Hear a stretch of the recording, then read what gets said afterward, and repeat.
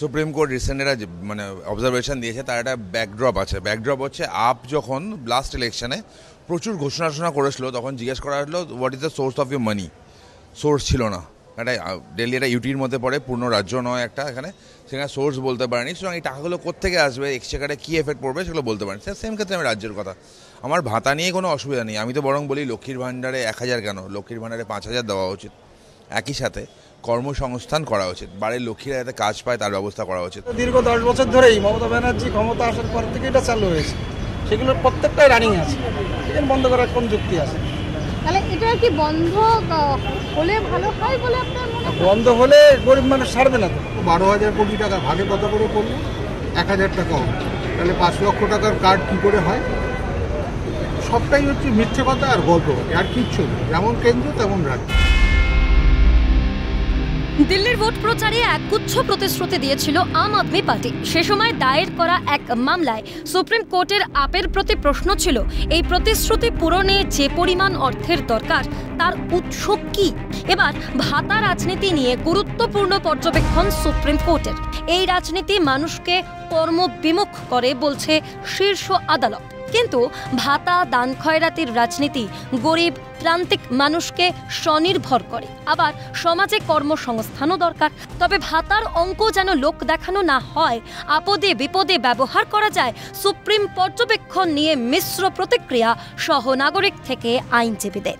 বাংলায় চলা একাধিক জনকল্যাণমূলক প্রকল্পে বরাদ্দ অর্থ মানুষের টাকা, দাবি সহনাগরিকদের। বেকার ভাতাও দিলেও অসুবিধা নেই, সেটাও দেওয়া উচিত। কিন্তু তার সাথে বেকার যাতে না থাকতে হয়, রেগুলার এমপ্লয়মেন্ট থাকে, যে ছাত্রছাত্রীরা যোগ্য চাকরি প্রার্থীরা রাস্তায় বসে আছে সেগুলো না থাকতে হয়, এখানে ফ্যাক্টরি আসুক।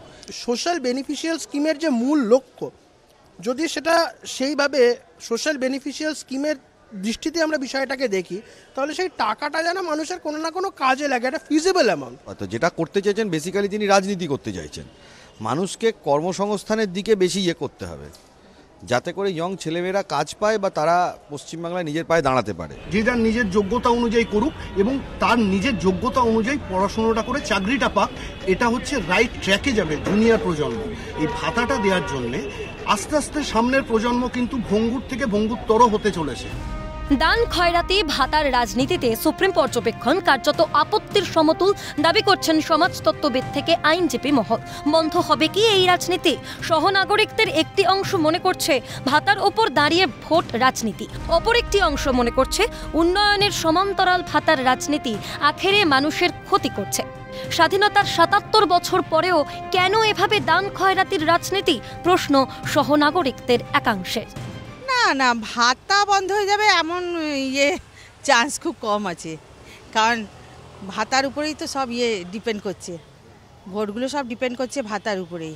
উন্নয়ন হচ্ছে না এমনটা নয়, কিন্তু আবার দেখা গেলে এটাও হচ্ছে যে অনেক মানুষের ক্ষতিও হয়ে যাচ্ছে।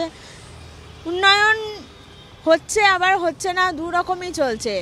77 বছর পরেও এই যে একটা ভোটমুখী রাজনীতি তৈরি করেছে বিভিন্ন রাজনৈতিক দল, আমি কারণ রাজনৈতিক নাম বলতে চাইছি না এই মুহূর্তে, শুধুমাত্র ভোট কেনার জন্য বিভিন্ন ভাতা উপঢৌকন দিয়ে ভোট তৈরি পার হওয়ার জন্য তারা এই ধরনের ব্যবহারগুলো করে ভারতবাসী তথা পশ্চিমবঙ্গর সমস্ত কর্মক্ষম মানুষদের একদম অকেজো করে তুলছে।